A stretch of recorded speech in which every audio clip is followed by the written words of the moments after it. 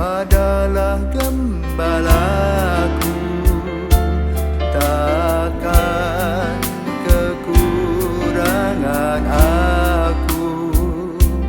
Ia Saudara-saudari terkasih, selamat pagi. Salam jumpa lagi dalam Sabda Siap Saji Rabu 9 Februari 2022. Marilah kita berdoa dalam nama Bapa, Putra, dan Roh Kudus. Amin. Allah Bapa Maha Bijaksana, kami memuji-Mu karena segala berkat-Mu. Himpunlah kami bersatu dengan Putra-Mu dan yakinlah kami bahwa kebijaksanaan-Mu lah yang akan menyelamatkan dunia. Dengan pengantaran Tuhan kami Yesus Kristus Putra-Mu yang hidup dan berkuasa bersama Dikau dalam persatuan Roh Kudus Allah sepanjang segala masa. Amin. Tuhan bersamamu dan bersama rohmu. Inilah Injil Yesus Kristus menurut Markus. Dimuliakanlah Tuhan. Markus bab 7 ayat 14 sampai dengan 23. Pada suatu hari Yesus memanggil orang banyak dan berkata kepada mereka, "Dengarlah aku dan camkanlah ini. Apapun dari luar yang masuk ke dalam seseorang tidak dapat menajiskan dia.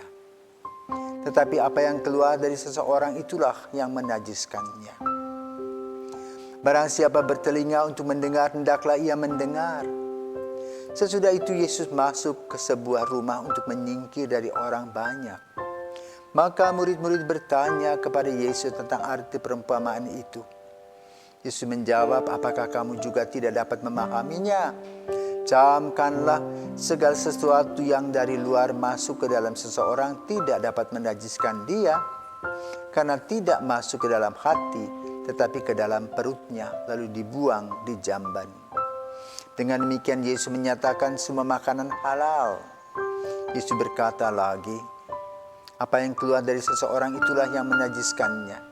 Sebab dari dalam hati orang timbul segala pikiran jahat, perzinahan, keserakahan, kejahatan, kelicikan, hawa nafsu, iri hati, hujat, kesombongan, kebebalan.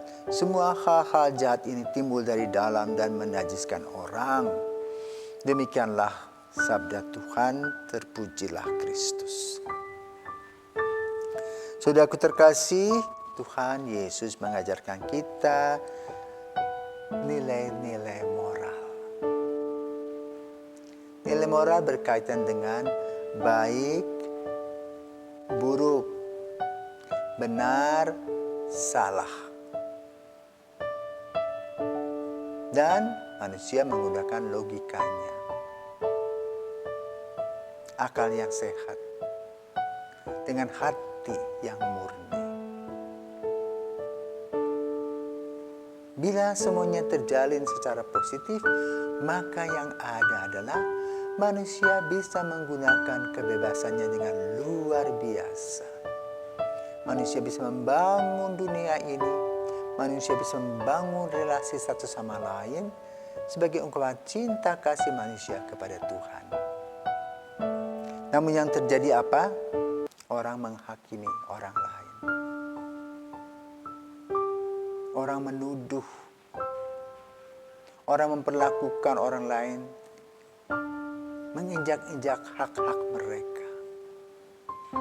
Maka disampaikan yang timbul dari dalam orang, segala yang jahat adalah pikiran. Kalau pikiran kita bersih, maka kita tidak pernah akan ada kecurigaan. Juga disebutkan perzinahan, keserakahan, hujat, kesombongan, kebebalan. Semua hal ini dari dalam motivasi. Maka kalau kita memperhatikan, setiap orang dalam pekerjaannya, juga dalam hidupnya mempunyai motivasi. Kalau mempunyai motivasi dengan dasar kasih, dalam hidup keluarga pun juga kasih itu yang diutamakan. Juga dalam hidup panggilan kasih itu diutamakan. Maka selalu ada pertimbangan-pertimbangan positif.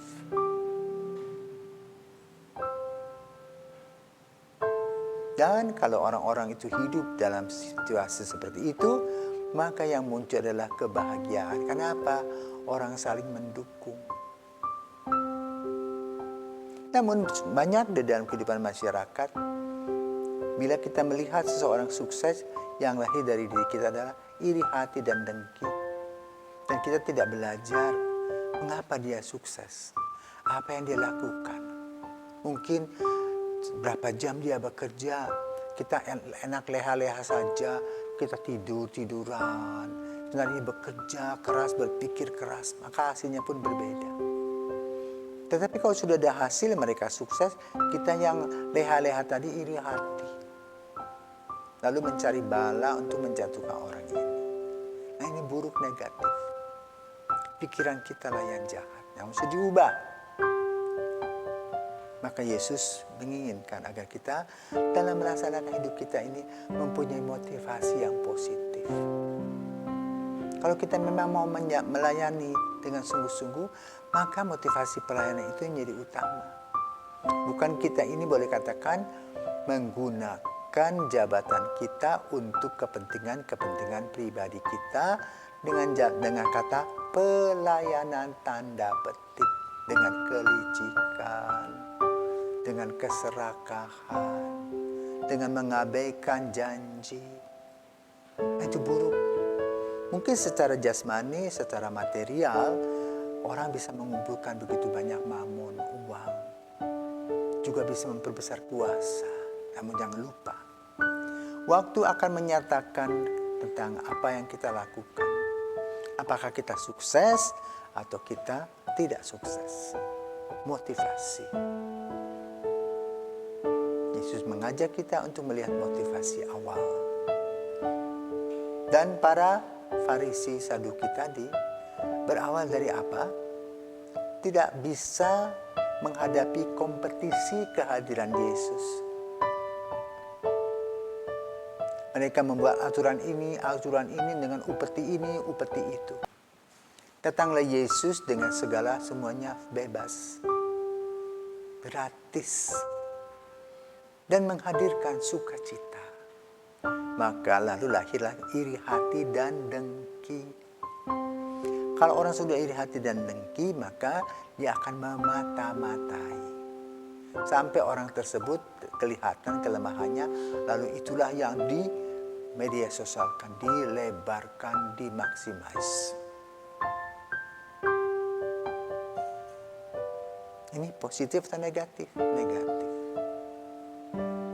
Maka kita belajar ya, dari tokoh-tokoh yang ada. Misalnya dari Ibunda Maria, dari Santo Yusuf. Bagaimana Bunda Maria menanggapi panggilan Tuhan melalui malaikat dengan positif. Yusuf, dia mengolah pikirannya dari negatif, jangan-jangan menghapusnya. Dan memasukkan motivasi positif sehingga hidup mereka kemudian menjadi hidup keluarga yang bahagia. Kalau kita mau, pasti kita bisa. Karena itu kita harus buang semuanya melalui pertobatan, perbaikan diri. Sehingga kita tahu apa yang boleh, apa yang tidak boleh, apa yang perlu, apa yang penting dalam hidup kita secara moral. Karena nilai-nilai ini hidup di dalam langkah-langkah kita juga ketika kita mengambil keputusan. Apakah kita betul melakukan motivasi awal kita dengan sungguh baik atau tidak? Mari kita mengolah diri, merefleksikan diri. Semoga kita menjadi seperti yang dilakukan oleh Maria dan Yusuf. Positive thinking dan bahagia. Selamat pagi.